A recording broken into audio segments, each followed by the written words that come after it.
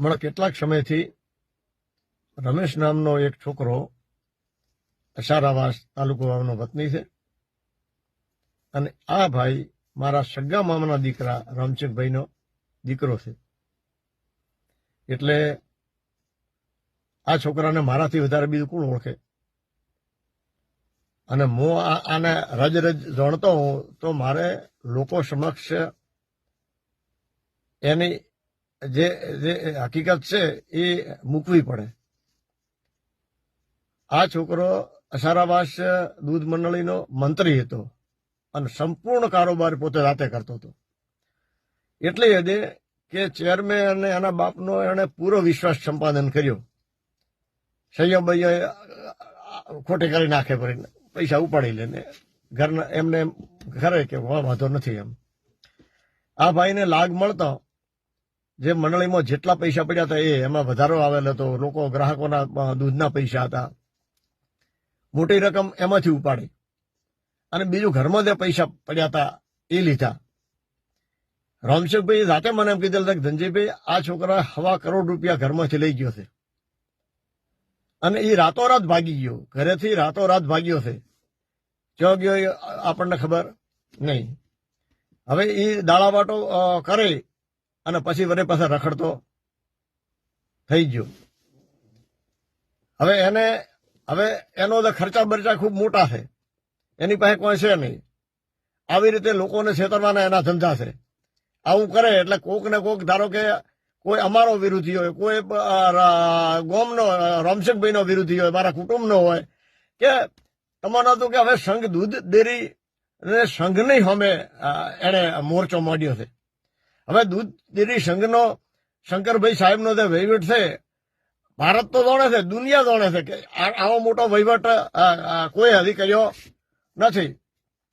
હવે ડેરીની સંઘની સામે મોરચો માંડીને એ મોટો થવા નીકળ્યો છે. એને એમ કે મોટા માણસની સામે અથવા તો મોટા કોઈ કારોબારની સામે આપણે પડો તો લોકો આપણને હટ ઓળખે એમ. એટલે મારી એ લોકોને વિનંતી કે આ છોકરો હાવ ફ્રોડ છે. ઘરના કુટુંબના કોઈ કહેવામાં નથી અને એની પાસે હવે કોઈ છે નહીં. એટલે મૂળ ગમે ત્યાંથી એને મૂળ કોઈક મળતું જ હશે. કોક ના કોક એના જેવા માણસો કોક એને સહકારે હાલતા હશે, નિયતન નહીં એમ. તો આ છોકરાને ઓળખીને અને સમજીને આવા ખોટા કોઈ સાહસકાર આપો નહીં. અને મારાથી વધારે હકીકત જાણવી હોય તો સારા ગામમાં જઈને જાણો ને કે આ છોકરા ભૂતકાળમાં શું કર્યું છે અને એનો વર્તમાન કેવું હતું એમ. એટલે મારે બધાને જે આ વિડીયો મળે છે ને એ પોસ્ટો કરતા ને બધાને કહું છું કે તમે મૂર્ખા દેખાવો છો, તમે ખરાબ દેખાશો. કે આવા માણસને તમે મારી પોસ્ટર વખાણો છો, વાહ તારી ધન્યતાને ધન્યવાદ. એટલે શું ગોડી વાતો કરો છો? જે ઘરમાંથી આવા ફ્રોડ કરીને જતો રહે, ઘરમાંથી આખું દેવાળું ફૂકી જાય ઘરનું. ઓલાને રામશેખભાઈને એની મિલકત વેચવી પડી. સત્ય મિલકત વેચીને બિચારે પૈસા ભર્યા, ગ્રાહકોના ભર્યા, ડેરીમાં ભર્યા અને આખું કોમ જોડે છે. બીજાને પણ બધાને ખબર છે. હવે આવા માણસને વહીવટ ફરીથી કેવી રીતે ઉપાય? હવે એને ગમે એમ કરી અને ડેરીમાં ફેર વહીવટ લેવો છે, એને કાઢી મેળ્યો. કારણ કાઢી જ મેળવો પડે ને. હવે 16 માણસ તો થોડો ડેરીમાં ચાલે. એટલે એને કાઢી મેળ્યો. એટલે ગમે એમ કરીને એને પાછું એને ડેરીમાં આપવું છે અને એને કાળો ધોળો કરવો છે.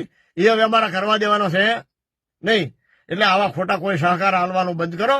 અને સહકાર હાલશો તમે ખરાબ દેખાશો. અમે તો આ છોકરાને અમારા ઘરનો છે ને અમે આવું કહેતા હોય તો તમને આટલું બધું શાનો કોઈને વાલો લાગે એમ.